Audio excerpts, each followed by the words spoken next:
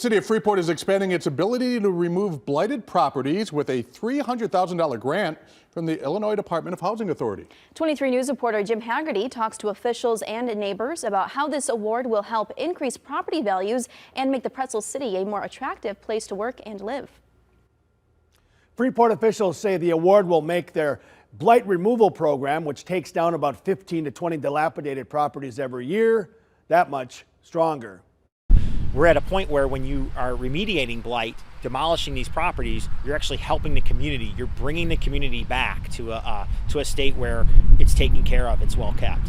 City officials say the new grant is a major boon for its blight removal program because, for the past 3 years, Freeport has received just $50,000 from the state to remove distressed properties that cannot be saved. And when you add that on top of the fact that the city has added $350,000 in its 2024 budget for demolitions, that means $650,000 for blight removal remediation for the city of Freeport 2024. According to real estate agents and bankers, tackling blight means better home values and more lending opportunities.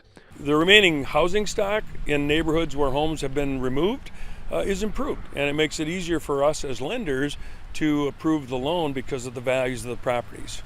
Residents say taking down homes isn't what people want to see, but realize that it's better than the alternative.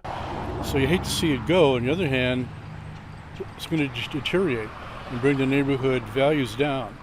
So there's kind of a couple points of looking at it. And that opens up the property value right next door throughout the neighborhood and throughout the city. So it's a major factor in economic development. In August, the average home price in Freeport was about $126,000, which is 12.4% higher than the city's overall average of just over $112,000 for the year.